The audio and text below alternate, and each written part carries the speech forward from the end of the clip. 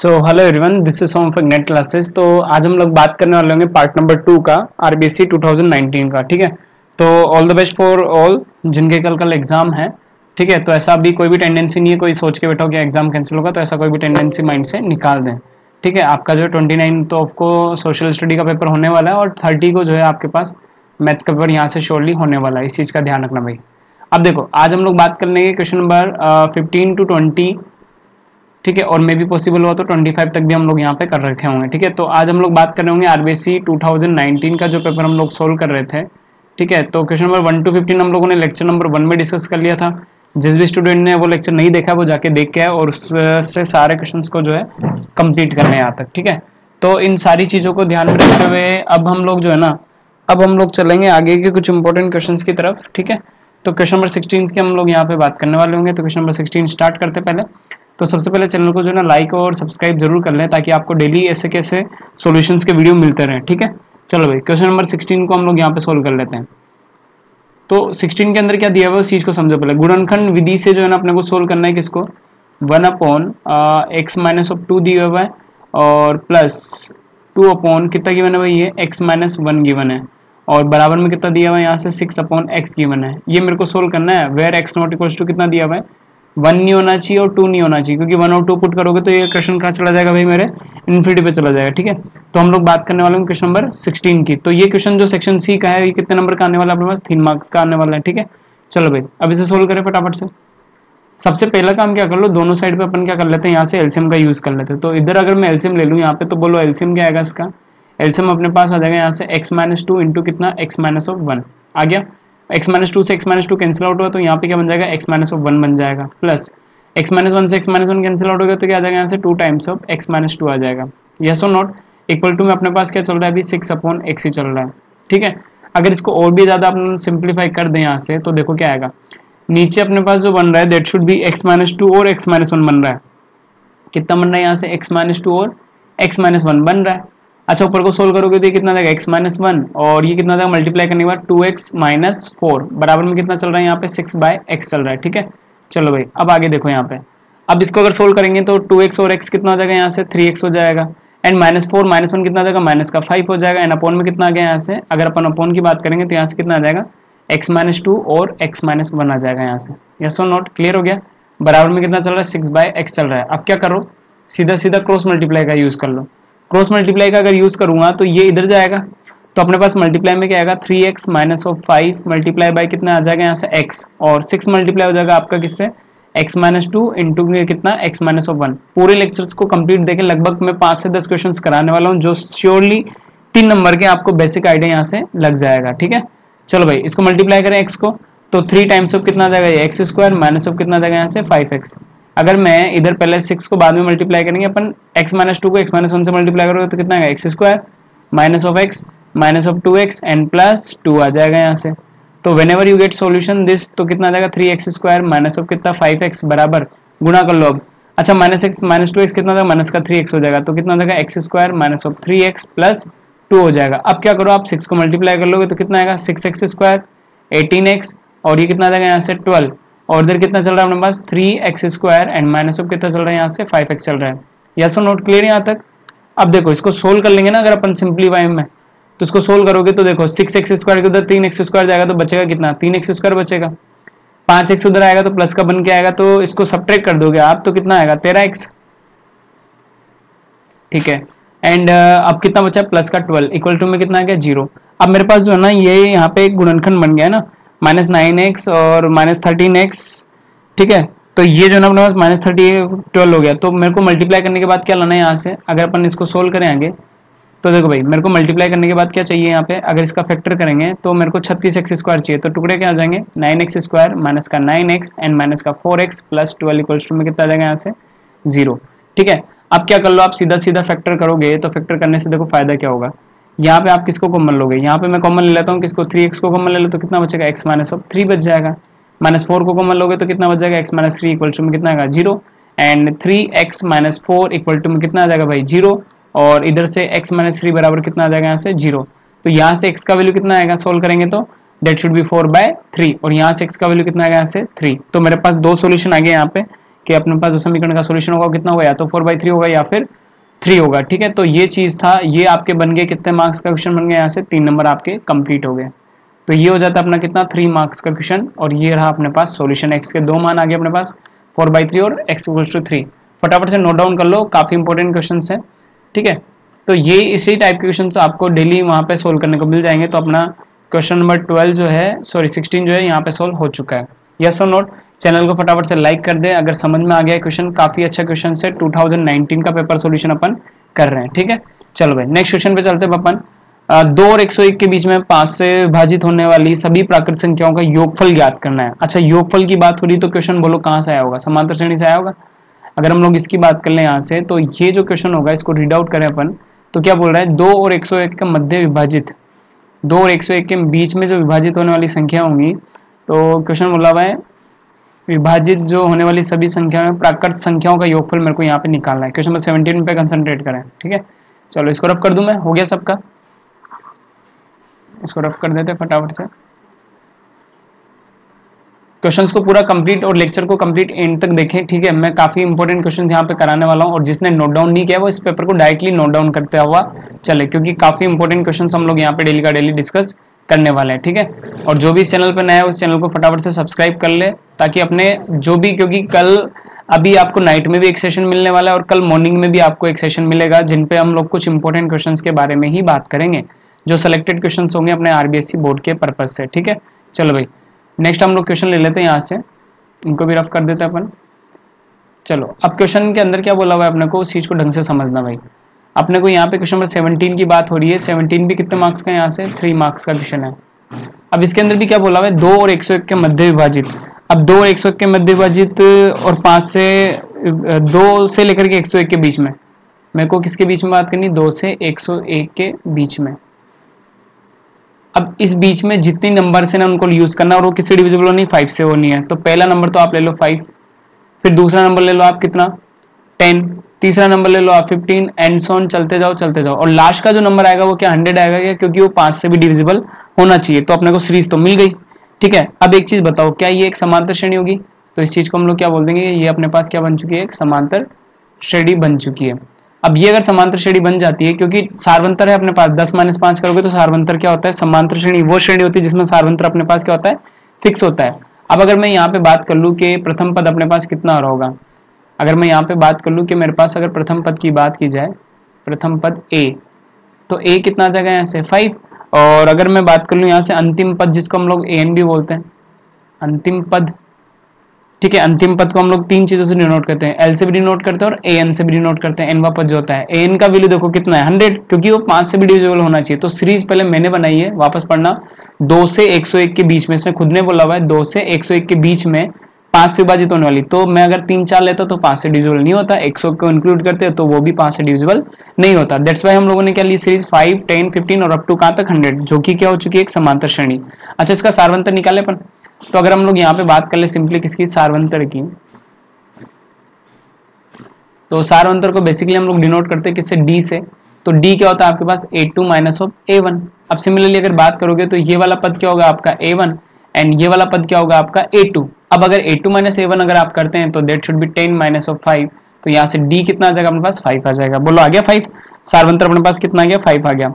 अब अपने पास जो है ना nवें पद का फॉर्मूला क्या होता है, समांतर श्रेणी का, समांतर श्रेणी का nवा पद। अब nवा पद का फॉर्मूला क्या होता है अपने पास, an बराबर क्या हो जाएगा फॉर्मूला अपने पास, a प्लस n-1 इंटू सार्वंतर कितना आ जाएगा यहाँ से, d आ जाएगा। बोलो आएगा नहीं आएगा, तो ये अपने पास क्या होता है, फॉर्मूला होता है। अब इस फॉर्मूले का अगर अपन यूज कर ले तो अपने पास देखो आराम से क्वेश्चन हो जाएगा। और फॉर्मूले को जो ना स्टार मार्क कर लेना, क्वेश्चन को करने का तरीका भी बता रहा हूँ मैं, यहाँ से स्टार लगा दो इस क्वेश्चन पे। फॉर्मूला जब भी आप लिखो तो उस पर क्या मार्क कर दो, आप स्टार मार्क कर दो। अब देखो इसको सोल्व करते हैं अपन। अब बोलो an का वैल्यू कितना, मेरे को पूछा हुआ क्या है, योग पूछा हुआ है ना, बट अपने को अभी कुछ और भी चीज ले, मैं इसको थोड़ा पहले nवें पद से करूंगा। वापस पढ़ना क्वेश्चन को, प्राकृत संख्याओं का योगफल ज्ञात कीजिए। योगफल का मुझे पता है SN वाला फॉर्मूला होता है, बट अपने को जब वहां पे n की वैल्यू की जरूरत पड़ेगी तो अपना n कहाँ से निकलेगा, यहाँ से निकलेगा। तो निकाल लें n का वैल्यू, बोलो कितना है भाई, यहाँ से n का वैल्यू कितना है 100। 100 इक्वल्स टू में कितना आ जाएगा, प्रथम पद कितना है यहाँ से 5 प्लस n का पता नहीं है अभी, माइनस सार्वंतर कितना है यहाँ से d। बहुत अच्छा क्वेश्चन है, सार्वंतर कितना है डी तो 5 आ जाएगा। तो 100 इक्वल टू कितना आ जाएगा 5, सोल्व करोगे तो मल्टीप्लाई करेंगे 5n माइनस ऑफ 5, -5 से 5 कैंसिल आउट हो गया, तो 5n का वैल्यू कितना आ गया यहाँ से 100। और अगर आप जब n को सोल्व करोगे तो n का वैल्यू कितना आ जाएगा 50 आ जाएगा, क्या सॉरी 20 आ जाएगा। n का वैल्यू कितना आ जाएगा यहाँ से 20। n का वैल्यू आप व्हेनेवर यू सोल्व दिस, तो n का वैल्यू अपने पास कितना आ जाएगा यहाँ से, n का वैल्यू यहाँ से कितना आ जाएगा अपने पास 100 divided 5 that should B 20। n का वैल्यू कितना आ गया यहाँ से 20 आ गया अपने पास। क्लियर यहाँ तक सबको? चलो भाई, अब n का वैल्यू 20 आ गया। अब मुझे इस वैल्यू का यूज करना है ना, अब मुझे ना योगफल ज्ञात करना है इनका, मुझे उन संख्याओं का याद करना है, योगफल ज्ञात करना है। तो योगफल का फॉर्मूला क्या होता है अपने पास, योगफल का फॉर्मूला होता है Sn बराबर n/2 ब्रैकेट में कितना आएगा यहाँ से a प्लस एल। तो फॉर्मूला काम की चीज़ है क्योंकि अंतिम पद भी मेरे पास है और ये फॉर्मूला भी क्या है अपने पास इंपॉर्टेंट हो जाता है। तो इसको फॉर्मूले को बॉक्स में बंद करके चलें, जितने भी फॉर्मूले हैं उन सबको डिब्बे में बंद करके चले और ऐसे बॉक्स में लगा दें, तभी जाके क्वेश्चन अपना सोल्व होगा आराम से। अब अगर योगफल निकाल दोगे यहाँ से तो Sn बराबर, तो फॉर्मूले में n का वैल्यू कितना आ गया यहाँ से 20 डिवाइडेड बाय 2 ब्रैकेट में बोलो a का वैल्यू कितना है अपने पास, फर्स्ट डिजिट जो है ना first number that should B 5 plus अंतिम पद बोला था, ये अंतिम पद भी होगा या फिर an भी होगा, तो अंतिम पद कितना है यहाँ से 100। अब मुझे सम निकालना तो कितनी बार जाएगा 10 बार, तो Sn का वैल्यू जो आएगा ना वो कितना जाएगा 10 इंटू कितना 105। अब इसको सोल्व कर लोगे तो आंसर कितना जाएगा 1050, तो उनका योग कितना आ जाएगा 1050 आ जाएगा। तो ये हो गया अपना question number 17 complete. Hope so सबको क्लियर हो गया होगा क्वेश्चंस, ठीक है। फिर भी अगर किसी को डाउट रहता है तो क्लियरली वो 8386933755 सीधा व्हाट्सएप पे क्वेश्चंस को भेज दे, सॉल्यूशन में पहुंचा दूंगा, ठीक है। बोलो चीजें समझ में आ रही हैं यहाँ तक? अब अगर चीजें समझ में आ रही है तो इस वीडियो को फटाफट से क्या कर दो, लाइक कर दो और चैनल को क्या करो सब्सक्राइब कर लो, जो भी बच्चा नया है। हम लोग सारे क्वेश्चन करेंगे यहाँ पे। नेक्स्ट आप पढ़ो क्वेश्चन नंबर 18 को। 18 क्वेश्चन को पढ़ो भैया, क्या बोला हुआ है, किसी अपूर्ण मीनार के आधार से 120 मीटर दूर, ठीक है। सबसे बहुत अच्छा क्वेश्चन है, उन्नयन वाली एक्सरसाइज से 3 नंबर में बहुत ज्यादा इंपॉर्टेंट क्वेश्चन हो जाता है। तो इसी टाइप के क्वेश्चन अपने को बोर्ड में देखने को मिलते हैं, तो फटाफट से नोट डाउन कर लिया, तो मैं इसको रफ कर दूं, जल्दी से नोट डाउन कर लिया करो, ठीक है, ताकि मैं इसे रफ कर दूं और फिर अपन आगे क्वेश्चंस को सोल्व कर लें, ठीक है। चलो भाई, अब अपन जो है ना क्वेश्चंस की बात कर लें यहाँ पे। तो अब अपने पास क्या है उस चीज को समझो यहाँ से। इसने क्या बोला हुआ है कि किसी अपूर्ण मीनार के शिखर अपूर्ण मीनार के आधार से 120 मीटर दूर। अब एक चीज समझो, इस क्वेश्चन को करने के लिए अपन क्या कर लेते हैं यहाँ से, समझ भाई, ये बॉक्सेस बन गए तो इनको हटाएंगे अपन किसी से किसी वे में। चलो तो क्वेश्चन लिख लो पहले, फिर अपन इसको नीचे की तरफ सोल्व कर लेंगे आराम से। किसी अपूर्ण मीनार वाला आधार 120 मीटर वाली बात होगी यहाँ से, तो इसको सोल्व कर लेते हैं अपन, नीचे की साइड पे सोल्व कर लेते हैं।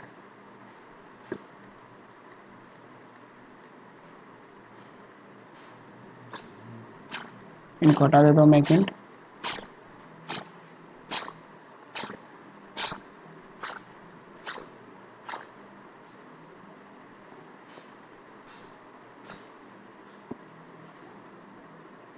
अठारहवां क्वेश्चन पढ़ लोगे फटाफट से ना।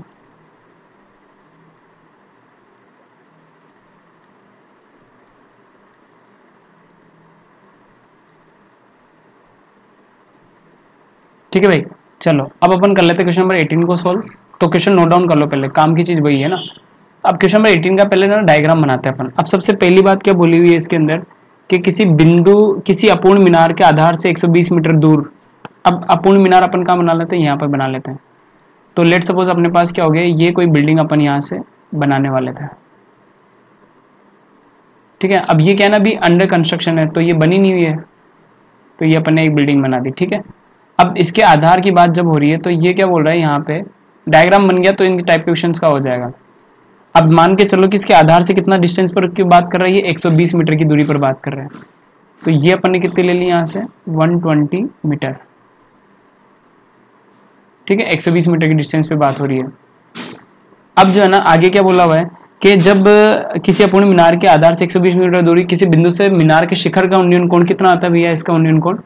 तो ये जो उन्नयन कोण निकल के आ रहा है, ये उन्नयन कोण कितना डिग्री आ रहा है भाई, 30 डिग्री आ रहा है। ये उन्नयन कोण कितना डिग्री निकल के आ रहा है, 30 डिग्री आ रहा है। अब इसका कुछ ना कुछ नाम दे देते, let's suppose this one is a और इस पॉइंट का नाम क्या दे दिया अपन ने बी, ठीक है। अब ये पॉइंट का नाम दे दिया अपन ने क्या डी। अब आगे क्या बोल रहा है कि सेम पॉइंट पर ज्ञात कीजिए कि मीनार के और कितना ऊंचा बनाए कि उसी स्थान पर उन्नयन कोण कितना होता है 60 डिग्री। अब सेम जगह पे उन्नयन कोण बढ़ रहा है, मतलब मीनार की हाइट क्या करनी पड़ेगी, सिंपली अपने को बढ़ानी पड़ेगी। तो लेट सपोज कि मीनार जो ना अभी अपन ने इतनी ऊंची बना दी है, अब जो उन्नयन कोण आएगा वो कंफर्मली क्या होगा, बढ़ेगा। कि भाई अब जो उन्नयन कोण आएगा वो कन्फर्मली क्या होगा अपने पास बढ़ेगा। तो लेट सपोज कि दिस वन इज, तो अब उन्नयन कोण कितना हो जाता है यहाँ से, अब उन्नयन कोण जो होता है ये कितना हो जाता है भाई 60 डिग्री हो जाता है। बोलो क्वेश्चन का डायग्राम समझ में आ गया। डायग्राम समझना बहुत इंपॉर्टेंट चीज है यहाँ पे। तो अपन ने क्या बोला कि मीनार वहीं की वहीं रहेगी, बस आप हाइट कितनी बढ़ाएं वो अपने को पूछा हुआ है, ठीक है ना भाई। मीनार की हाइट कितनी बढ़ाएं क्या वो अपने को पता चल जाए। तो इस पॉइंट को लेट सपोज कि मैंने क्या मान लिया सी। अच्छा ये वाली हाइट अपने को पता नहीं है तो सिंपली ये वाली हाइट मैंने क्या मान ली यहाँ से h1 मान ली है ना, ये वाली हाइट आपने क्या मान ली h1 मान ली। सेम टाइप से मेरे को ऊपर वाली हाइट भी नहीं पता तो इस ऊपर वाली हाइट को मैंने क्या मान लिया h2 मान लिया। अब अपन ने बोला हुआ कि बड़ी हुई हाइट मेरे को पूछी हुई है, आगे क्वेश्चन पढ़ोगे तो मीनार को और कितना ऊंचा बनाया जाए यहाँ से ना, ये बोल रहा है कि मीनार को और कितना हाइट अपन रेज करें कि उसी जगह पे उसका उन्नयन कोण कितना हो जाए 60 डिग्री। उन्नयन कोण दे दिया तो अपने को फाइनली निकालना तो क्या है h2, जिसको अपन क्या बोलते हैं बड़ी हुई हाइट, इसको अपन क्या बोलते हैं बड़ी हुई ऊंचाई, बड़ी हुई हाइट बोलते हैं या बड़ी हुई हाइट बोलते हैं जो भी है। अच्छा अब एक चीज समझो, टोटल हाइट को मैं क्या कैपिटल H मान सकता हूँ क्योंकि एक बड़ा सा ट्राइंगल मैं यहाँ पे देख रहा हूँ, तो मैंने इस टोटल हाइट को क्या मान लिया कैपिटल H। सबसे पहला काम आप क्या करो कि मीनार की ऊंचाई, टोटल हाइट, मीनार की कुल ऊंचाई, टोटल हाइट ऑफ मीनार जो अपन लिखेंगे ना h, उस h की वैल्यू बताओ क्या होगी। उस h की वैल्यू बताएंगे तो अपने पास क्या आ जाएगी h1 प्लस h2 आ जाएगी। इसको आपने क्या मान दिया इक्वेशन नंबर 1 मान के अभी ब्रैकेट में यहाँ पे बंद कर दिया, जो कि अपने पास बहुत काम की होने वाली है, ठीक है, ये बहुत काम की चीज आने वाली है, ठीक है, क्योंकि क्वेश्चन इसी पे सोल्व होना है। अब एक चीज समझो, अब अपन 1 बाय 1 चलते हैं। अब अगर मैं बात करूँ तो यहाँ पे अपने पास एक तो ट्राइंगल 1 ये वाला बन गया जिसमें मैंने ग्रीन ग्रीन पोर्शन किया हुआ है, तो फर्स्ट ट्राइंगल तो हो गया अपने पास ये वाला। तो अब अपन बात कर लेंगे इसी वाले ट्राइंगल के अंदर बात कर लेंगे अपन, तो फर्स्ट ट्राइंगल अपने को ये वाला मिल गया। अब इसी ट्राइंगल के अंदर अपन ने क्या बात करनी है, ये फर्स्ट वाला ट्राइंगल अपने को अगर मिल रहा है तो एक बार इसको थोड़ा सा हाईलाइट कर देते अपन। ये दिख गया अपने को फर्स्ट वाला ट्राइंगल जिसमें 30 डिग्री अपने को क्या देखा है उन्नयन कोण दिख रहा है, ठीक है। ये कलर्ड वाला जो है ये फर्स्ट वाला ट्राइंगल अपने पास हो गया है ना। चलो भाई अब क्या करो कि इसी के अंदर अपने को क्या करना है उस चीज को समझ लेते हैं। अब सबसे पहला काम स्टेप नंबर 1, स्टेप नंबर 1 के अंदर क्या करना है, आप ट्राइंगल कौन सा सेलेक्ट कर रहे हो, triangle A B and D, triangle A B और डी में। अब ट्राइंगल ए बी डी में अगर मैं बात करूं किसकी, टेन थीटा की, तो टेन थीटा क्या होता है आपके पास लंब बटा आधार होता है। अब अगर इसमें लंब बटा आधार बताओगे तो लंब बोलो कितना है बी डी और आधार अपने पास कितना है यहाँ से ए बी, बेस जिसको बोला हुआ है। थीटा का उन्नयन कोण कितना है, थीटा बराबर अपने को गिवन है कितना, थीटा बराबर कितना गिवन है यहाँ से 30 डिग्री गिवन है। तो टेन ऑफ 30 डिग्री जो है ना मेरे पास 10 30 डिग्री, ये कितना हो जाएगा अपने पास बी डी अपॉन, तो बी डी का वैल्यू कितना है h1 अपॉन ए बी का वैल्यू कितना है यहाँ से 120। अगर 10 30 को सोल्व करोगे तो कितना आएगा ये 1 अपॉन √3 आएगा, बराबर में कितना आ जाएगा h अपॉन 120 आ जाएगा। अगर मैं यहाँ से किसको सोल्व करूँ h1 को सोल्व करूँ तो h1 का वैल्यू कितना आएगा √3 डिवाइडेड बाय कितना 120, इक्वेशन नंबर 2। ये काम की चीज अपने पास आ गई। यहाँ से अपन ने क्या निकाल दिया भाई, यहाँ से अपन ने निकाल दिया क्या h1 निकाल लिया। अभी अपने को और भी चीजें चाहिए पर मैंने h1 यहाँ से निकाल दिया, आगे h1। अब आगे चलते हैं। अब अपने पास जो ट्राइंगल नंबर 2 है, ट्राइंगल नंबर 2 देखो अब कौन सा होने वाला है, बहुत अच्छा और लेवल वाला क्वेश्चन है। ट्राइंगल नंबर 2 देखो 10th के पर्पज से बहुत बढ़िया लेवल है। अब देखो हाइट तो कॉमन ही रहेगी ना ये वाली, अब हाइट तो क्या रहेगी ये बड़ी वाली जो है ना ये कॉमन ही रहने वाली है अपने पास। तो ट्राइंगल नंबर 2 बड़ा वाला कंप्लीट करेंगे। तो अब मैं जो रेड मार्क कर रहा हूँ, अब सेकंड टर्म पे मैं क्या करूंगा, ये जो रेड मार्क किया हुआ है ये बड़ा वाला पोर्शन में किसका ले रहा हूँ, ट्राइंगल का ले रहा हूँ, ठीक है, दिख गया बड़ा वाला पोर्शन, कंप्लीट ट्राइंगल को अपन ले रहे होंगे। अब अगर कंप्लीट ट्राइंगल को अगर अपन यहाँ से यूज करते हैं तो इस चीज को समझना बहुत काम की चीज मैं बताने वाला हूँ। अब हम लोग बात करेंगे स्टेप नंबर 2 में। अब स्टेप नंबर 2 में देखो कि मैं ट्राइंगल कौन सा सेलेक्ट कर रहा हूँ, त्रिभुज कौन सा बड़ा वाला, that should be A B C में। अब ट्राइंगल एबीसी में अगर अपन बात कर ले यहाँ से किसकी, टेन ऑफ थीटा की, तो टेन ऑफ थीटा फिर से क्या हो जाएगा लंब बटा आधार हो जाएगा।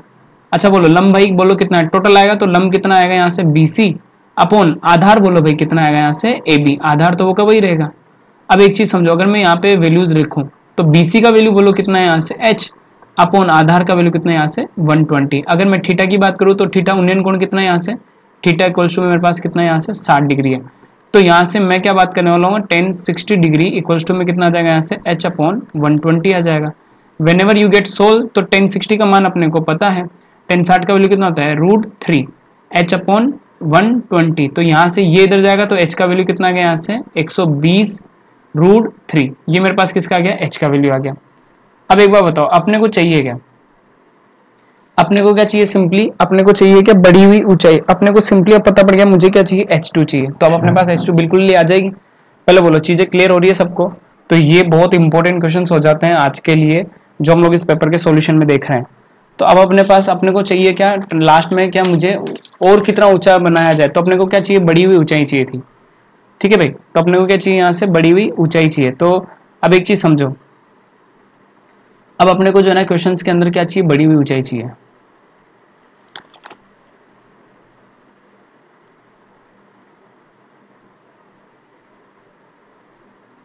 क्वेश्चन काफी इंपॉर्टेंट है और बिल्कुल मैंने ढंग से क्लियर किया है, तो होप सो सबको समझ में आ ही रहा होगा यहाँ तक। अब देखो मुझे क्या चाहिए यहाँ से, इस ट्राइंगल के अंदर उसने खुद ने बोला हुआ है अपने को जो चाहिए ना, यहाँ पे अपने को जो चाहिए। अब देखो एक एक चीज अगर क्लियरली कोई जो स्टार्ट से देख रहा है उसको समझ में आ रही है, चैनल को फटाफट से लाइक और सब्सक्राइब जरूर कर ले। बड़ी हुई ऊंचाई के बारे में बात हो रही है। तो अपने को क्या चाहिए, बड़ी हुई और कितना ऊंचा बढ़ाया जाए, बढ़ी हुई ऊंचाई। अब मुझे क्या H2 चाहिए था क्या, मुझे क्या चाहिए थी, बड़ी हुई हाइट। जो बड़ी हुई हाइट है ना अपने पास, ये वाली जो है, ये अपने पास क्या है, बड़ी हुई हाइट है। दिख गई सबको, H2। अब अगर H2 का वैल्यू यहाँ से निकालोगे आप तो क्या आएगा, capital H minus of H1 आएगा। कैपिटल H माइनस ऑफ क्या आ जाएगा, H1 आ जाएगा।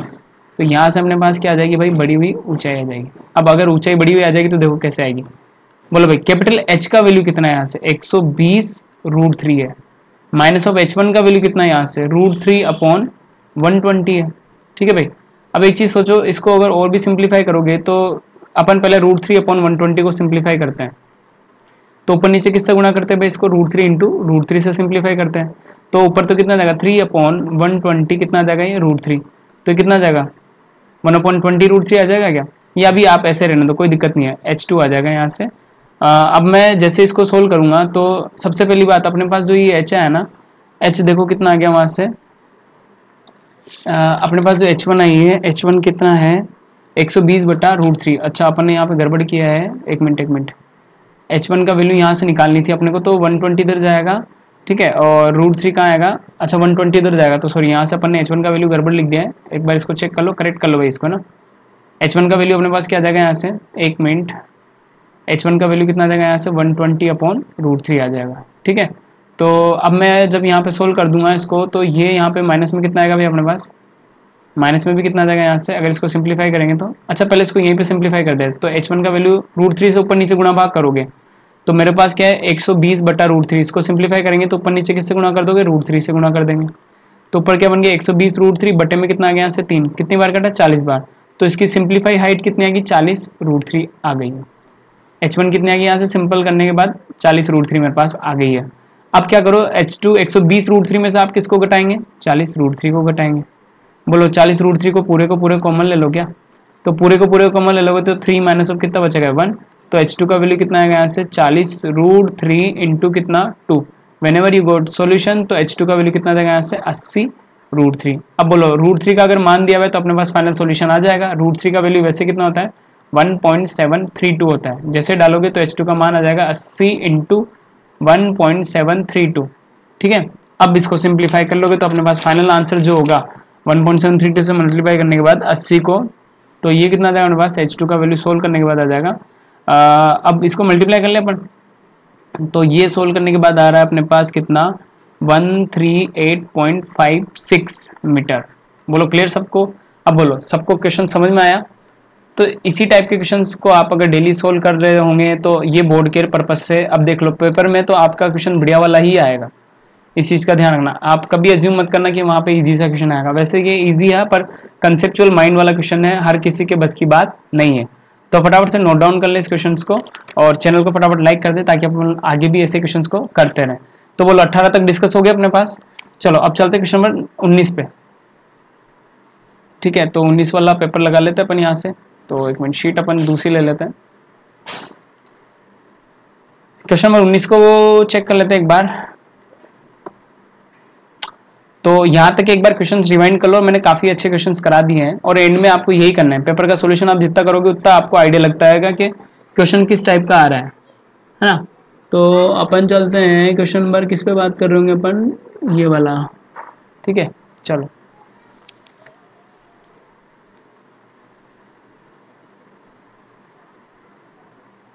हम्म तो क्वेश्चन नंबर 19 की बात कर लेते हैं, है ना, 19वें की। क्वेश्चन नंबर हम आ जाते हैं 19वें पे। अब इसमें क्या बोला हुआ है कि अपने को प्रूफ करना है। आप पढ़ लो फटाफट से क्वेश्चन नंबर 19 को। 19 के अंदर क्या प्रूफ कर रहा है, सिद्ध कीजिए कि दो समरूप त्रिभुजों के क्षेत्रफल समान हो तो दोनों त्रिभुज क्या होने चाहिए, सर्वांग होने चाहिए। अच्छा, ये प्रमेय पूछ दिया ना, तो ये प्रमेय अपने पास एक्सरसाइज नंबर 12 की प्रमेय है, काम की प्रमेय। तो फटाफट से पूछा हुआ क्या है, दो समरूप त्रिभुजों के क्षेत्रफल समान हो तो दोनों त्रिभुज सर्वांग होंगे। तो पहली बात क्या बोल दी इसने, सबसे पहला काम लिखने का तरीका कि पहले आप जो ना उस प्रमेय को लिख दो जो क्वेश्चन में दी हुई है। तो इसने क्या बोला है, दो समरूप त्रिभुजों के, क्या बात कर रही है, दो समरूप त्रिभुजों के क्षेत्रफल, एरिया सेम होने चाहिए, है ना, क्षेत्रफल समान हो तो वो दोनों ट्रायंगल क्या होंगे, सर्वांग सम होंगे। तो दोनों त्रिभुज सर्वांग सम होंगे, तो दोनों त्रिभुज सर्वांग सम होंगे। दोनों त्रिभुज जो है ना अपने पास क्या होने चाहिए, सर्वांग सम, ऐसा ये बोल रहा है ना। ठीक है, तो ये तो आप इसे क्वेश्चन से लिख लेना फटाफट। मैं सीधा इस प्रमेय को क्या करता हूँ, प्रूफ करने की बात करते हैं। अब देखो, सबसे पहला काम, जैसे इस टाइप के क्वेश्चन आते हैं तो आपको डायग्राम क्लियर होना चाहिए माइंड में, क्योंकि क्वेश्चन में डायग्राम दे ना दे ये कंफर्म नहीं है। तो अपन सबसे पहला काम क्या कर लेते हैं, अपन ट्रायंगल ले लेते हैं दो, ट्रायंगल ABC मान लो एक को, और सर्वांग सम बोला हुआ है, प्रूफ करना है। तो दूसरा ट्रायंगल आपने क्या मान लिया, DEF, और ये साइन किसका है यहाँ पे, सर्वांग समता का साइन है। ठीक है, सिमिलर ट्रायंगल का साइन है। अब अपन ने दो ट्रायंगल ले लिए तो एक बार बना लेते हैं इन ट्रायंगल्स को। ठीक है, एक ट्रायंगल ये हो गया अपने पास, और सेम टाइप से जो दूसरा ट्रायंगल है वो कुछ इस टाइप का हो जाएगा अपने पास। ये अपने पास क्या हो गया, दूसरा ट्रायंगल। दो ट्रायंगल दिख गया, अब अपन इनका नामकरण कर देते हैं। तो फर्स्ट ऑफ ऑल इस वाले का आप दे दो नाम A, एंड इसका नाम दे दिया मैंने B, और इस पॉइंट का नाम दे दिया मैंने क्या, C। सेम टाइप से मैंने क्या बोल दिया यहाँ पे D, इस वाले पॉइंट को नाम दे दिया D, इस वाले पॉइंट को नाम दे दिया E, और इस वाले पॉइंट को नाम क्या दे दिया F। ठीक है, दिख गया ट्रायंगल। अब अपने को जो सिद्ध करना है ना वो आप यहाँ पे लिख दो, टू बी प्रूफ। तो सिद्ध करने वाला काम जो है वो आप लिख दें पहले। तो अपन को दोनों त्रिभुज को क्या प्रूफ करना है, सर्वांग सम प्रूफ करना है। सिमिलर तो हम लोगों को पता है, सिमिलर तो उसने कौन बोला हुआ है कि दो समरूप त्रिभुजों के क्षेत्रफल समान हो, तो दिया हुआ है। तो ये चीज के लिए तो आपके लिख देते हैं यहाँ से, दिया है। अब अगर इनको सर्वांग सम प्रूफ करना है तो अपने को सिद्ध क्या करना है कि त्रिभुज ABC, अपने को सर्वांग सम बताना है किसके, सर्वांग सम का साइन ये होता है ना, ऐसा कर्ली शेप वाला साइन जो होता है। मैं एक बार इसको ढंग से बना देता हूँ, नहीं तो आधों को क्लियर ही नहीं होगा कि बना क्या दिया। ठीक है, तो अपने को जो प्रूफ करना है that should B triangle ABC, सर्वांग सम वाला साइन किसके सर्वांग सम होना चाहिए, DEF के सर्वांग सम होना चाहिए। ठीक है, अब एक बात बताओ, अगर अपन यहाँ पे बात कर लें तो उत्पत्ति में क्या लिखोगे, समरूप दिया हुआ है तो उत्पत्ति के अंदर अपने को दिया हुआ जो होता है वो अपन उत्पत्ति के अंदर लिखते हैं। तो ट्रायंगल ABC समरूप दिया हुआ है अपने को किसमें, ट्रायंगल DEF के। अगर एक बार ऐसे कर्ली साइन है तो इसको हम लोग क्या बोलते हैं, समरूप या फिर सिमिलर बोलते हैं। अब त्रिभुज ABC और ट्रायंगल जो है ना समान कोणिक, मतलब एंगल B किसके बराबर है, एंगल E के बराबर है, एंगल A किसके बराबर है, यहाँ से D के बराबर है। अपन यहाँ पे बोल सकते हैं कि ये क्या है, समान कोणिक, जिनके एंगल क्या होंगे, सेम होंगे। समान कोणिक मतलब अपन बोल सकते हैं कि एंगल A किसके बराबर है, एंगल D के। समरूप बोला हुआ है, एंगल B किसके बराबर होगा, एंगल E के। सेम टाइप से एंगल C किसके बराबर हो जाएगा, यहाँ से एंगल F के बराबर हो जाएगा। यस और नोट। ठीक है, अब अगर ऐसा कुछ है तो अपन इनके क्षेत्रफल को अनुपात की बात कर सकते हैं। मतलब ट्रायंगल ABC का क्षेत्रफल बटा ट्रायंगल किसका, DEF का क्षेत्रफल, इनका जो अनुपात होगा ना वो सेम होना चाहिए। अपन ने पढ़ी हुई ऐसी थ्योरम, ट्रायंगल DEF का क्षेत्रफल, दो सिमिलर ट्रायंगल के लिए लगाते हैं अपन ये, बराबर। अब बताओ ABC का क्षेत्रफल कितना है अपने पास, तो कोई भी साइड ले लो, तो इसके जो साइड होंगे ना BC का स्क्वायर बटा ये दोनों साइड का जो स्क्वायर करके आप अनुपात निकालोगे क्या होगा, बराबर होगा। तो अपन ने क्या बोल दिया यहाँ से, EF का स्क्वायर बोल दिया। ठीक है, अब एक बार बताओ, ट्रायंगल ABC का क्षेत्रफल बता DEF का क्षेत्रफल की अगर बात करोगे तो दोनों त्रिभुज का जो क्षेत्रफल है ना वो समान दिया हुआ है ना, क्योंकि दो समरूप त्रिभुजों के क्षेत्रफल का समान हो। अब एरिया क्या दे रखा अपने को, एरिया जो है ना, एरिया क्या दे रखा, क्षेत्रफल क्या दे रखा, सेम। तो मैंने दोनों का क्षेत्रफल सेम मान रखा तो कट जाएंगे। तो यहाँ पे कितना आ जाएगा, 1 आ जाएगा। तो BC स्क्वायर बराबर किसके आ गया, यहाँ से EF स्क्वायर के आ गया। तो सेम चीज को अगर अपन आगे जाके सोल्व करेंगे तो EF स्क्वायर का वैल्यू जो होगा वो किसके बराबर आ जाएगा भाई, यहाँ से BC स्क्वायर के बराबर आ जाएगा। बोलो चीजें सेम होगी। ठीक है, यहाँ से तो अपने को सिंपली यहाँ से क्या चीज मिल गई, BC बराबर EF तो मिल गया। काम की चीजें भी है, समझने वाली बातें हैं, ढंग से समझोगे तो एक एक प्रमेय अपने पास क्लियर हो जाएगी। BC बराबर क्या मिल गया, यहाँ से EF मिल गया। ठीक है। अब एक बार बताओ, समान कोणिक की बात हो रही थी तो अपन किस में बात करेंगे? ट्राइंगल ए बी सी, और दूसरा ट्राइंगल कौन सा अपने पास? ट्राइंगल ए बी सी। एक तो ट्राइंगल ले लिया अपन ने कौन सा? ए बी सी, और ट्राइंगल कौन सा हो जाएगा अपने पास? D E F. ट्राइंगल किस में बात कर लेंगे अपन? D E F. अगर इन दोनों ट्राइंगल्स की बात की जाए तो इन दोनों त्रिभुजों में देखो, अब अपन क्या बात करेंगे कि एंगल बी बराबर किसके होगा? एंगल ई के। क्या बोला मैंने कि जो बी वाला एंगल होगा ना वो किसके बराबर होगा? ई के, क्योंकि समान त्रिभुज दिए हुए हैं। तो ये क्या होता है? समान कोणिक वाले कंसेप्ट से हो जाएगा। समान कोणिक, एक समान एंगल है दोनों का, ठीक है। इसके बाद अपने पास BC बराबर क्या आ चुका है? EF आ चुका है प्रेमिस से। BC बराबर क्या आ गया? EF आ गया। सेम टाइप से एंगल C भी किसके बराबर है? एंगल F के बराबर है, ठीक है। तो एंगल C देखो, एंगल C भी किसके बराबर है अपने पास? एंगल F के बराबर है। तो बोलो भैया, दो त्रिभुज सर्वांग सम हुए नहीं हुए? तो अपने पास एंगल साइड एंगल कोण भुजा कोण नियम से, ASA नियम से दो त्रिभुज कौन से सर्वांग सम होंगे? त्रिभुज ABC सर्वांग सम हो जाता है अपने पास किसके? त्रिभुज DEF के। बोलो क्लियर हो गया क्वेश्चन यहाँ तक? तो फाइनली अपन ने ये सर्वांग सम प्रूव कर दिया है। तो इस पे जो थ्योरम जो अपन ने बेस्ट वाली यूज की हुई है वो थ्योरम थी अपने पास ये सेकंड वाली। तो एरिया वाली थ्योरम हम लोगों ने यहाँ पे यूज की हुई थी, तो इसको मार्क कर ले फटाफट से। ये काम की चीज है अपने पास। तो ये क्वेश्चन अपना कंप्लीट हो चुका है, तो इसको नोट डाउन कर ले फटाफट से, फिर अपन आगे की तरफ चल रहे होंगे, ठीक है। चलो, तो डेली इसी टाइप के क्वेश्चन हम लोगों को लास्ट में पेपर को एक बार सोल्व करके जाना है, ताकि अपने को थोड़ा सा आइडिया लग जाए, ठीक है। जिन जिन बच्चों ने पूरी तैयारी की वो लास्ट में पेपर का सोल्यूशन जरूर देख लें, तो अपने को क्वेश्चन क्लियर हो जाएंगे, ठीक है। नेक्स्ट चलते हैं हम लोग क्वेश्चन नंबर 24 पे, ठीक है। क्वेश्चन नंबर 24 पे भी चलते हैं अपन अभी ना 25 तक डिस्कस कर रहे होंगे। 24 है कि 20 है? सॉरी 20। तो इस आज के इस लेक्चर में हम लोग किसको डिस्कस कर रहे होंगे? 20 तक। चलो भाई, क्वेश्चन नंबर 20 को भी कर लेते हैं। यहाँ से इसको रफ कर दूं मैं।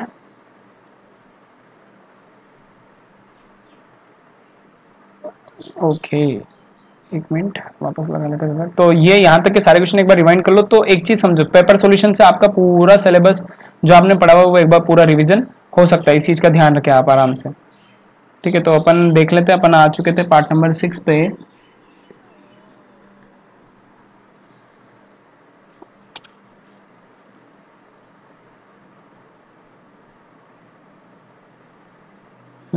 ठीक है, क्वेश्चन नंबर 20 अपना हो गया।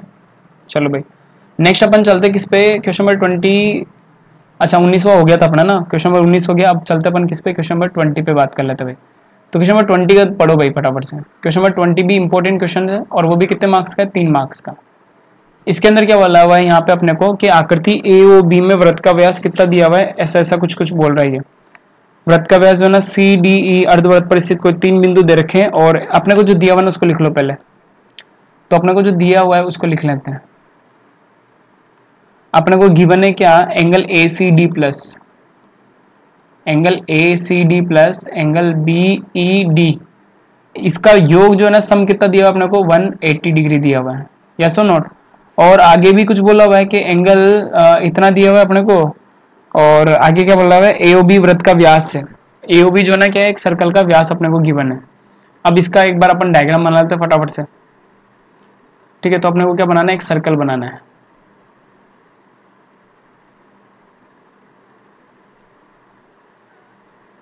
सर्कल नहीं बनाइए, एक बार ढंग से बनाओगे तो बन जाएगा, ठीक है। सर्कल बना लेते हैं भाई फटाफट से, ठीक है। आगे सर्कल अपने पास। अब इसके अंदर क्या क्या चीजें बोली हुई हैं? सबसे पहले देखो AOB क्या दिया हुआ है? इसका व्यास दिया हुआ है। तो सबसे पहला काम अपन क्या कर लेते हैं? यहाँ से ये हो जाएगा इसका केंद्र बिंदु। तो AOB जो है ना अपने पास यहाँ पे क्या आ जाएगा? एक व्यास आ जाएगा। इस पॉइंट का नाम क्या दे दिया अपन ने? O, और इस पॉइंट का नाम क्या दे दिया? A, और इस पॉइंट का नाम क्या दे दिया? B। तो अपने को जो दिया हुआ ना वो भी साथ में लिखते जाओ। तो AOB क्या दे दिया इसने? व्यास, ठीक है ना। व्यास क्या होता है पता है ना? त्रिज्या का जस्ट दुगना क्या होगा? व्यास होगा ना। अब आगे क्या बोला हुआ है इसने? AOB वृत्त का व्यास है। CDE अर्धवृत्त पर स्थित 3 बिंदु है। अब अर्धवृत्त पर अपन कितने पॉइंट्स ले लेंगे? 3 बिंदु ले लेंगे। लेट सपोज कि वो पहला पॉइंट मैंने यहाँ पर ले लिया, तो इस पॉइंट को नाम दे दिया आपने C, और अगले पॉइंट को आपने नाम दे दिया कितना? D। तो ये CD पॉइंट ले लिया। अच्छा, एक बार हम लोग इनको मिला देते हैं फटाफट से, तो कुछ ना कुछ मिलेगा मेरे को। इनको बना देते हैं। तो यहाँ से अपन इन दोनों पॉइंट्स को क्या करा? मिला दिया है ना। मिलाने के बाद क्या करा? ऐसे A से भी मिला दिया, यहाँ से ये जो पॉइंट है अपन ने किससे मिला दिया? यहाँ से A से भी मिला दिया है। दिख गया आपको? A तक भी मिला दिया है। सेम टाइप से आपने क्या किया? ये पॉइंट आपने अगला एक और पॉइंट लिया हुआ है। कितने पॉइंट दिए हुए हैं? 3-4 पॉइंट दिए हुए हैं। E पॉइंट और दिया हुआ है। तो यहाँ पे एक पॉइंट मान लिया आपने क्या? E। और इसको भी जो है हमने मिला दिया ऐसे, ठीक है, मिला दिया ऐसे, ठीक है, ई तक मिला दिया। अब एक बार ए वाली लाइन को भी मिला दो ताकि मुझे भी एक और व्यास मिल जाएगा। तो मैंने क्या करा, ए वाली लाइन को यहाँ से मिला दिया है, ठीक है। काफी इंपॉर्टेंट क्वेश्चन है ये, इसलिए मैं वन बाय वन को डिस्कस कर रहा हूँ, ठीक है, आपको कर लेना है, एक ना एक थ्योरम तो रिपीट होती है बार बार। अब आगे क्या बोला हुआ है इसने, 3 बिंदु स्थित है तो अपने को किसका मान निकालना है, बी ई डी का मान निकालना है। अपने को जो वैल्यूज फाइंड करनी है, अपने को किसका मान बताना है, बी ई डी का मान अपने को निकालने का है, ठीक है भाई। अपने को क्या निकालना है, बी डी का मान निकालना है। अच्छा मेरे को एक बात बताओ, ये जो ए बी अपन ने बनाया है यहाँ से ए बी कुछ ऐसा, तो ये क्या एंगल 90 डिग्री होता है। तो मेरे को एक चीज तो पता पड़ेगी कि एंगल ए ई बी ये कितना ले लिया अपन ने, 90 डिग्री ले लिया यहाँ से। एंगल ए बी कितना ले लिया मैंने यहाँ से, 90 डिग्री ले लिया है। अब एक बार बताओ, अगर अपन यहाँ पे इन सारी चीजों को जोड़ें, अर्धवृत्त पर बने हुए कोणों का योग कितना होता है, 180 डिग्री होता है क्या। अच्छा अपने पास क्या होगी, इक्वेशन नंबर 1 ये मान लो, इक्वेशन नंबर क्या हो जाएगा यहाँ से 2 ये हो जाएगी, ठीक है। अब क्या करो, अपन दोनों इक्वेशंस को ऐड करते थे। अपन क्या बोलते हैं, एडिंग इक्वेशन नंबर 1 को भी ऐड करते हैं, इक्वेशन 1 प्लस इक्वेशन नंबर 2, दोनों समीकरणों को जोड़ दो फटाफट से। तो क्या आएगा, angle A C D plus angle B E D plus यहाँ से कितना देगा, एंगल ए ई बी। अगर इनको जोड़ दोगे आप तो इधर वैल्यू कितनी आ रही थी, 180 डिग्री प्लस 90 डिग्री आ रही थी। तो इन दोनों को, तीनों को जोड़ने के बाद आपके पास जो टर्म बनेगी, तो देखो भाई ये जो वैल्यू आएगी अपने पास, ये कितनी आ जाएगी यहाँ से 270 डिग्री आ जाएगी, आ गई यहाँ तक वैल्यू।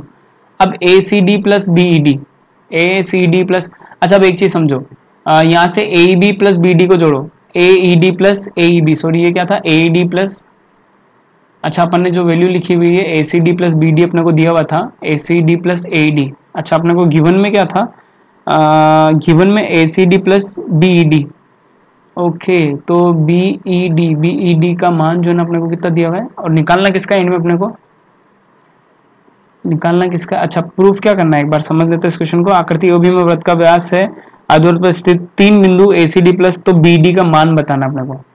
तो फाइनली फिर अपने को किसका मान चाहिए, यहाँ से बी डी का मान चाहिए। तो अगर मेरे को बी डी का मान चाहिए तो भाई एक बात बताओ, मेरे को बी डी का मान चाहिए तो मतलब अपने को इक्वेशंस में यहाँ पे एक बार पेपर में चेक कर लेते हैं अपन। पेपर में देखो A C D plus B D given है अपने को, है ना, A C D plus B D given है,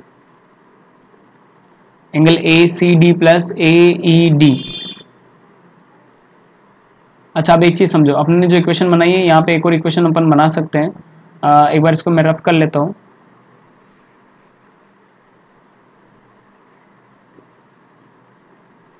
तो A C D plus angle A B E D, अच्छा चलो भाई देखो, अब अपन एक बार इक्वेशन को चेंज कर रहे हैं थोड़ा, यहाँ से समीकरण को कैसे बना रहे हैं उस चीज को समझना, क्योंकि प्रूफ वाले इक्वेशन तो अपने को थोड़ा सिस्टमेटिक ढंग से चलना पड़ेगा। अगर मैं यहाँ पे एक इक्वेशन बनाऊं, दैट शुड बी क्या है, angle A C D plus किसकी बात की मैंने, एंगल ए सी डी की बात की है, दिख गया आपको ये ए सी डी। अब angle A C D plus अगर मैं बात करूँ आगे एंगल ए ई डी की, ए ई एन डी, तो ये दोनों क्या 90-90 होंगे। तो मैं क्या बोल रहा हूँ यहाँ से एंगल ए ई डी, इनके सम की बात करेंगे तो कितना हो जाएगा, 180 डिग्री हो जाएगा। क्यों होगा 180 डिग्री, क्योंकि अर्धवृत्त पर बना हुआ कोण है, ठीक है।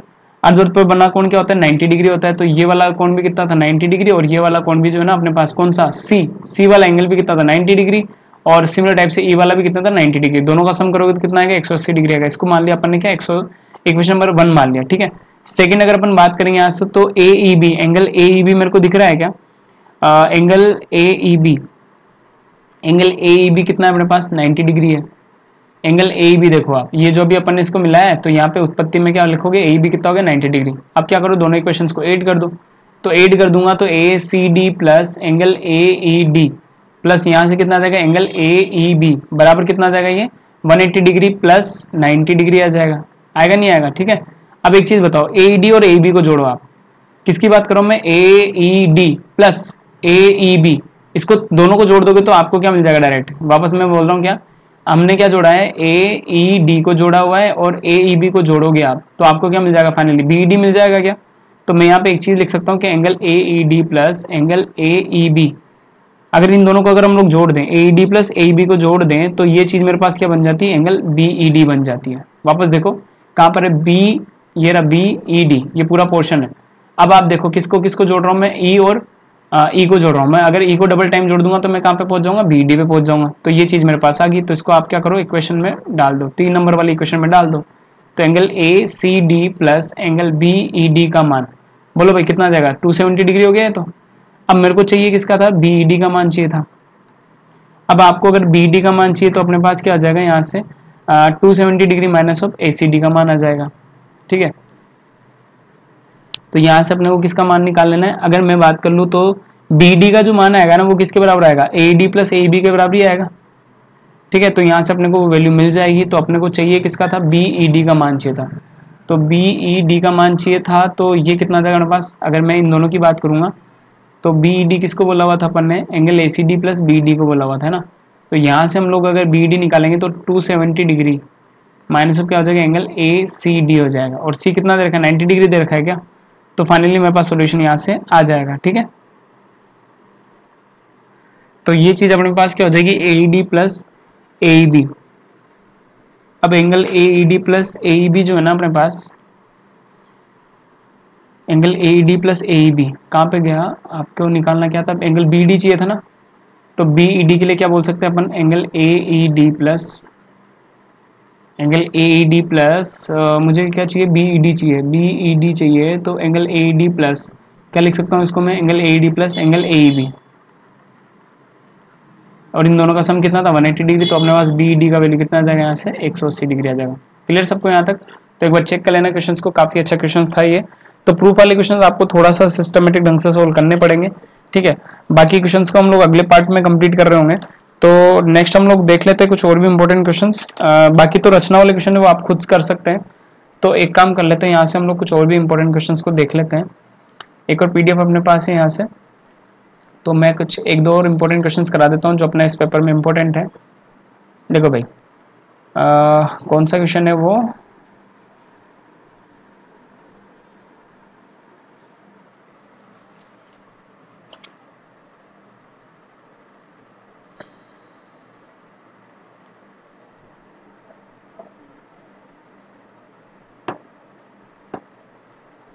चल भाई अब इस पेपर में अपन कुछ इंपॉर्टेंट क्वेश्चन 24 को एक बार डिस्कस कर लेते हैं। ठीक है, बाकी तो रचना वाले आपको बनाने पड़ेंगे, वो हो जाएंगे वो तो क्वेश्चन, कोई दिक्कत नहीं है। तो अपन अब डिस्कस करेंगे यहाँ से सीधा सीधा क्वेश्चन नंबर 24 के बारे में। 24 काफी अच्छा ये क्वेश्चन है, लास्ट ईयर भी आया हुआ है अपने पास। बाकी तो कंस्ट्रक्शन वाले क्वेश्चन तो अपने को खुद से कर लेना है, क्वेश्चन हो जाएंगे रचना वाले। अब देखो इसके अंदर जो है ना, अगर अपन बात कर लें यहाँ पे, तो ये तो रचना वाला क्वेश्चन है, संभाव त्रिभुज के अंतर्गत वृत्त की रचना करी। तो अपने पास कुछ ऐसा बन जाएगा, ट्रायंगल बन जाएगा, और अंदर अपने को क्या करना है, एक ऐसा कुछ वृत्त बना देना है, और सब जगह से रेडियस कितनी आ जाएगी, 5-5 सेंटीमीटर बन जाएगा ये भी। और सेम टाइप से ये भी वही है, त्रिज्या 10 सेंटीमीटर वाला। ठीक है, चलो अब अपन आते हैं जो मेन इंपॉर्टेंट क्वेश्चन है, दैट शुड बी 26 वाला। 26 का इंपॉर्टेंट क्वेश्चन हो जाता है ना, ये भी इंपॉर्टेंट क्वेश्चन है अपने पास। 26वें के अंदर क्या बोला, 6 सेंटीमीटर व्यास का गोला। ठीक है ना। अब सबसे पहली बात तो अपन के पास क्या है, एक बेलन है, क्योंकि सिलेंडर जो टंकी होती है अपने पास बेलनाकार ही होती है। तो इस टाइप से कुछ अपन अगर एक बेलन ड्रॉ कर लें, ठीक है। अब हो क्या रहा है, अपन को एक चीज समझनी है यहाँ पे, सिलेंडर है ना, इसको एक बार रफ कर देते अपन।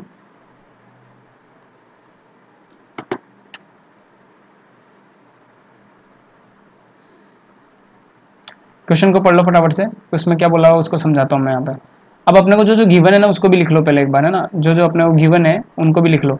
अब 6 सेंटीमीटर व्यास का एक गोला है, तो अपने को सबसे पहले जो गिवन है, तो गोले का व्यास अपने को गिवन है, तो अपन यहाँ से सिंपली क्या लिख देंगे, गोले का व्यास। ठीक है, सरकमफेरेंस हो जाएगी परिधि, डायमीटर हो जाएगा व्यास। ठीक है, तो व्यास जो दिया हुआ है वो कितना दे रखा है, 6 सेंटीमीटर दे रखा है। तो यहाँ से हम लोग क्या निकाल सकते हैं भाई, त्रिज्या निकाल सकते हैं। तो रेडियस बोलो भाई कितनी आएगी यहाँ से, 6/2।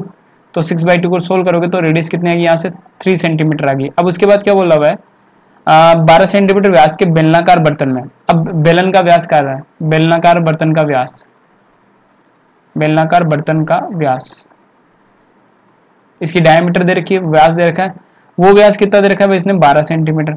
तो यहाँ से भी अपन क्या निकाल लेंगे भाई, त्रिज्या निकाल लेंगे, नहीं निकाल लेंगे। तो त्रिज्या निकालते कितनी आ जाएगी यहाँ से, 12/2 करते कितनी आ जाएगी, 6 सेंटीमीटर आ जाएगी। अब देखो बेलनाकार बर्तन में डाला जाता है जिसमें पानी है। अब बर्तन में वो बोला कि जब अपन उस बोल को ऊपर डालेंगे ना, उस गोले को उसके अंदर डालेंगे तो पानी कितना ऊपर चढ़ जाएगा। तो अपने पास एक सिंपल सा एक सिलेंडर है कुछ इस टाइप का,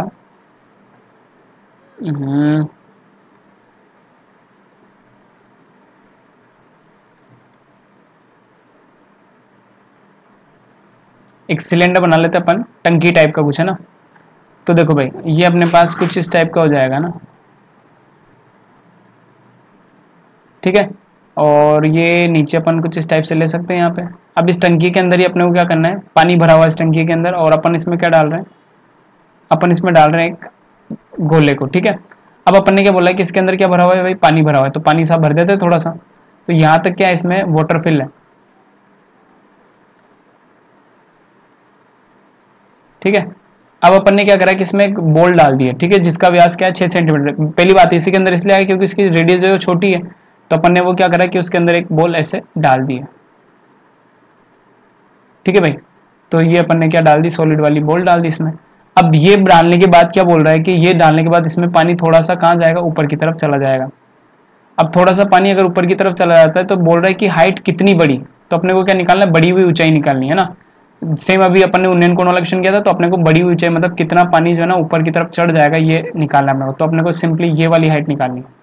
यस और नोट क्लियर होगी यहाँ तक। तो डायग्राम से एक बार फीलिंग ले लो, तो अपने को वो वाली हाइट निकालनी है। अब एक चीज समझो, इसको करने का सबसे सिंपल तरीका है, सबसे पहला काम जो अपने को करना है ना, यहाँ पे अपने को क्या है कि यहाँ पर जितना पानी ऊपर चढ़ेगा उस पानी का आयतन निकालना ना। अब देखो अगर गोला इसमें डूब रहा है तो अपन क्या बोलेंगे कि यार गोले का आयतन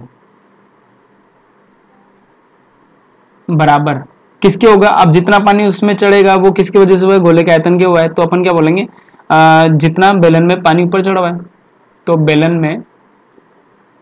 बेलन में ऊपर चढ़े हुए पानी के आयतन के बराबर, ऊपर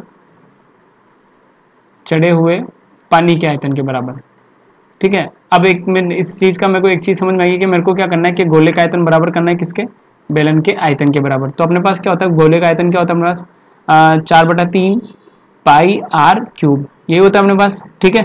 तो अपन सबसे पहले काम कर लेते हैं कि गोले का अपन आयतन निकाल लेते हैं। तो क्या निकाल दिया यहाँ से अपन ने, गोले का आयतन निकाल दिया। वॉल्यूम ऑफ यहाँ से हो जाएगा वॉल्यूम ऑफ स्फीयर, तो अपन क्या निकाल लेंगे, गोले का आयतन। तो गोले का आयतन बोलो कितना आएगा ऐसे, गोले का आयतन। तो सोल्व करेंगे इधर से, तो ये तो हो जाएगा अपने पास क्या फॉर्मूला हो जाएगा यहाँ से 4/3 पाई आर क्यूब, तो फॉर्मूला हो गया। तो यहाँ जाएगा 4/3 पाई एज इट इज, और आर की जगह देखो रेडियस कितनी थी इसकी 3 सेंटीमीटर, तो यहाँ से कितना आ जाएगा 3 का क्यूब, तो 3 × 3 × 3 आ जाएगा, 3 से 3 कैंसिल आउट हो गया। तो ये कितना आ जाएगा 36 पाई सेंटीमीटर क्यूब आ जाएगा। सेम अपन किसका निकाल लेंगे भाई, बेलन का आयतन निकाल लेंगे, बेलन का आयतन। अब बेलन की हाइट तो अपने को पता नहीं कि कितना उसमें हाइट बढ़ी हुई है, तो अपने पास फॉर्मूला क्या होता है, पाई आर स्क्वायर एच, ठीक है। तो वैल्यू डालोगे तो 22/7, आर बेलन की त्रिज्या कितनी अपने पास यहाँ से 6, तो यहाँ से कितना आ जाएगा 6 × 6 × एच का पता नहीं है, तो इसको सोल्व करोगे तो कितना आ जाएगा ये 36 और 22। अब अगर मैं इसको सोल्व कर लूँ यहाँ से, तो सोल्व करने के बाद अपने पास क्या आ जाएगा, पाई को एच टी ही रहना दो ना, पाई को अपन पाई ही रहने देंगे, तो ये कितना आ जाएगा 36 पाई एच आ जाएगा। आगे का समझ में यहाँ तक। अब सबसे बढ़िया बात है, जो बड़ी हुई हाइट है ना वो किसके बराबर होगी, गोले के आयतन के बराबर होगी। तो अपन क्या कर देते हैं, यहाँ पे गोले का आयतन को किसके बराबर कर देंगे, बड़ी हुई हाइट के बराबर। तो गोले का आयतन कितना आता है 36 पाई बराबर किसके हो जाएगा यहाँ से 36 पाई ऑफ एच, किसके, बेलन के आयतन के बराबर। तो अपन यहाँ क्या बोल दें कि गोले का जो आयतन होगा ना, वॉल्यूम ऑफ स्फीयर, तो गोले का आयतन बराबर हो जाएगा किसके, अपने बेलन के आयतन के बराबर। अब बोलो आया मजा क्वेश्चंस को करने में। तो काफी इंपॉर्टेंट क्वेश्चंस हैं, चैनल को लाइक कर दें फटाफट से, वीडियो को लाइक कर दें। 36 पाई से 36 पाई गया तो एच का वैल्यू कितना गया 1, तो हाइट जो होगी ना उसके अंदर कितनी बढ़ जाएगी 1 सेंटीमीटर ऊंचाई बढ़ जाएगी, ठीक है। तो बड़ी ऊंचाई पूछी हुई थी, तो अपने को भैया कितना पता पड़ गया, यहाँ से हाइट जो है वो कितनी बढ़ जाएगी, यहाँ से 1 सेंटीमीटर बढ़ जाएगी। तो सबको क्वेश्चन क्लियर यहाँ तक। तो ये थे बोर्ड के कुछ इंपॉर्टेंट क्वेश्चन जो हम लोगों ने यहाँ पे डिस्कस कर लिए। तो होप सो सबको बढ़िया लगा होगा। तो सेशन को लाइक कर दे फटाफट से। तो कल के लेक्चर में हम लोग कुछ रिमेनिंग क्वेश्चंस को भी डिस्कस करेंगे, लेक्चर्स को ज़्यादा लंबा नहीं बनाएंगे, और कल मॉर्निंग में आपको ये लेक्चर मिल जाएगा जिसमें कंप्लीट आपका 2019 का पेपर 16 आपको मिल जाएगा, ठीक है। यस और नोट। तो मिलते हैं नेक्स्ट लेक्चर में। This is Sharma from ignite classes. चलो।